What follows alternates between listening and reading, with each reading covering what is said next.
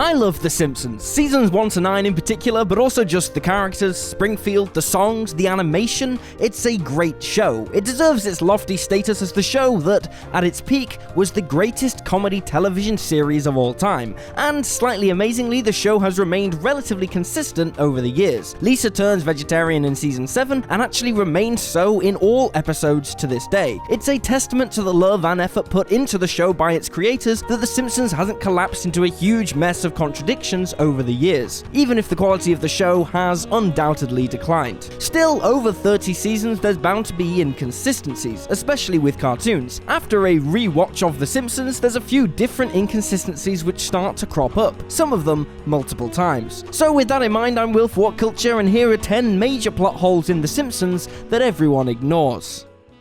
Number 10. What happened to Allison? The Simpsons have guest characters which come and go all the time. Frank Grimes, Hank Scorpio, Lyle Lanley. Most of them appear, do a good job, and then disappear. Some of the more modern ones don't even do a good job. Allison Taylor from Lisa's Rival, though, causes a bit of bother. She's as good or better than Lisa at everything Lisa values in her own identity, and Lisa eventually becomes jealous enough to sabotage Allison's diorama. In the end, she repents, saves the day, and she and Allison agree to be friends. Allison doesn't move away, transfers schools, or get skipped into another grade. She just fades away into the background. You'd think that Allison could have added more depth to Lisa's lonely school life, even if they couldn't get Winona Ryder back for every episode. And unlike other guest characters, Allison's character model is occasionally still seen wandering the halls, but she never has a meaningful conversation with Lisa again. It's a shame considering how often Lisa's school days are used for the plot. Adding Allison, even occasionally, might have offered more depth and opportunity in storytelling. Number 9. Why did Sheldon Skinner look and sound like Armin Tamzarian?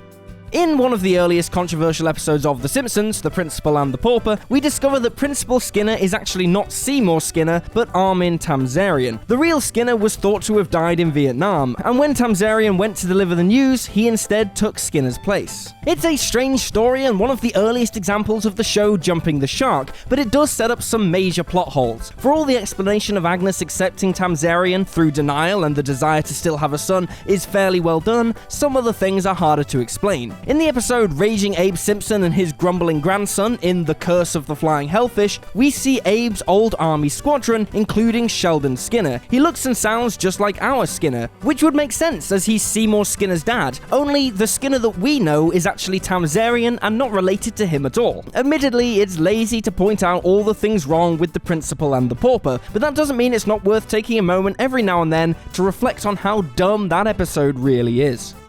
Number 8. The Old Simpson Farm.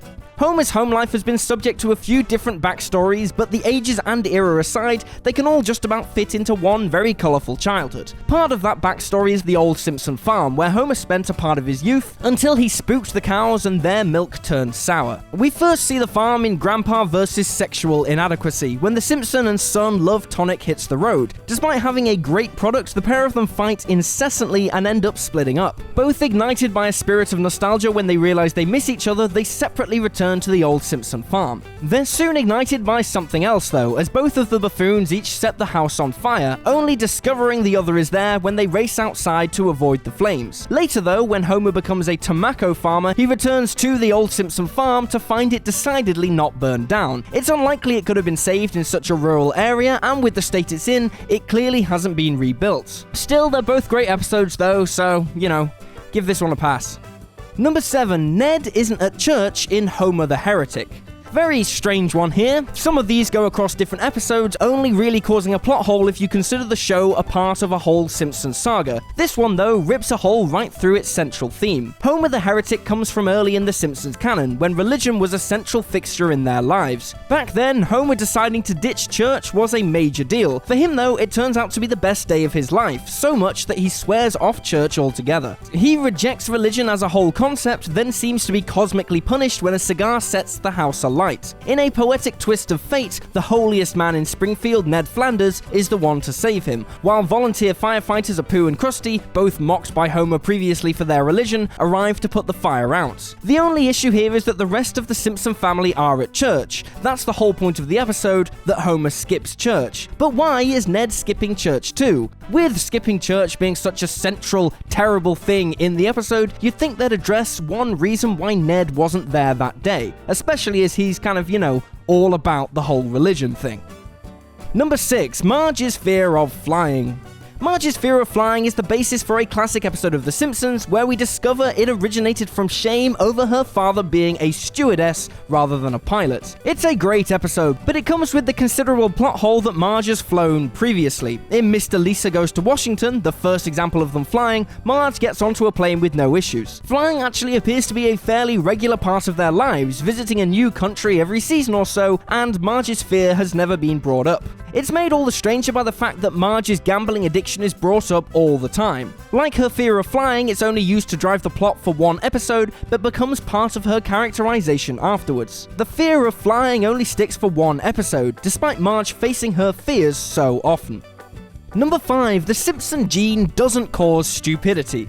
Homer Simpson is a stupid guy. Bart doesn't seem to be the brightest pencil in the box either. When Lisa starts to question her own intelligence, it turns out that Homer and Bart's stupidity is hereditary, but Lisa, as a girl, will not get the Simpson curse. The stupidity certainly tracks with Bart and Homer, and it seems to follow with Abe too. All of the other Simpson men present certainly aid that argument too. Ultimately though, it just doesn't hold water with the rest of the show. Unky Herb should have got the Simpson gene, and yet he's a genius both financially and that he's able to engineer successfully cars and a baby translator. Then there's Homer himself. He's actually incredibly smart, he just has a crayon lodged up his nose. So the Simpson gene doesn't really seem to have been all that effective, despite being a crucial part of Lisa's storyline. Number 4, Nelson's dad.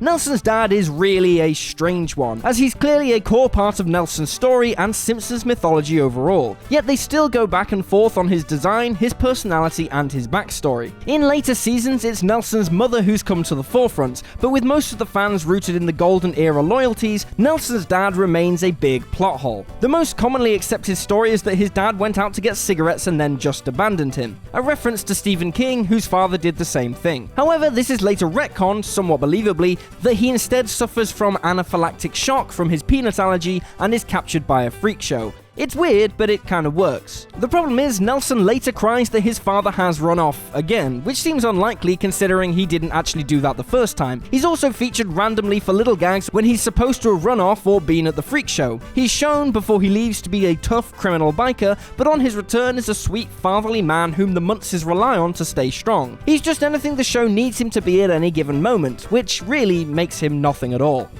Number 3, Homer's hair loss. Homer's baldness is a key part of his character design, but there's been 4 separate reasons given by the show for why he's actually bald. You could argue that they're all factors which work together, but some of them don't make much sense on their own. The most well-known reason, thanks to its superb animation, is that Homer ripped his hair out when he found out that Marge was pregnant. Though this is the most outlandish, it's also the one that makes the most sense. Added to the military experiment with side effects of hair loss, another reason given, these two could even work in sync with one another. The first ever reason offered was that baldness was hereditary, but then Abe still has quite thick hair. The radiation from the plant has also been mentioned, though this hasn't impacted Lenny, Carl, or even Burns himself, so that one seems kind of unlikely.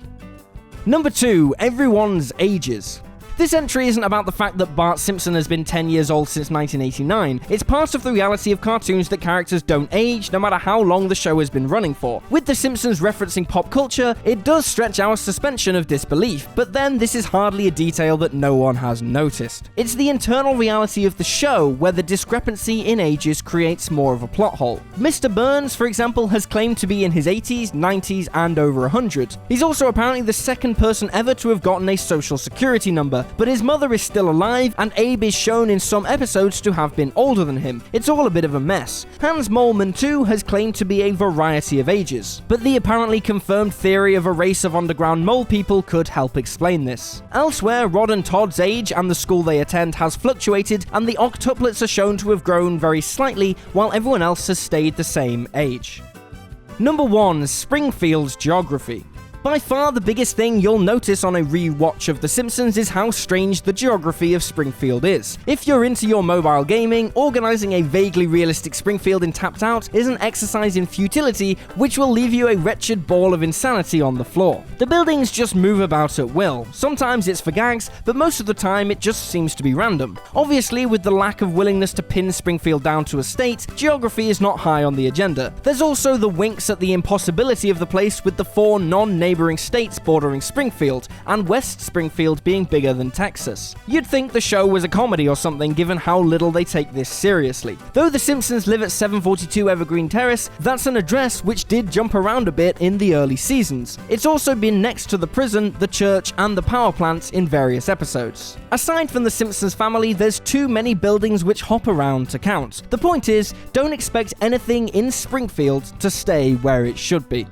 And there you have it, folks, 10 major plot holes in The Simpsons that everyone ignores, and hopefully you'll agree that there's a good reason we ignore them, because inconsistencies are inevitable in a show as long-running and frankly silly as The Simpsons, and they should do nothing to damage your love or appreciation for the great comedy that the show is. Still, catching this stuff on a rewatch does make you think. Feel free to leave this video a like if you enjoyed it, and drop me a follow on Twitter at @YouSlyDowogU. I'm Will for What Culture, thanks for hanging out, and I'll see you next time.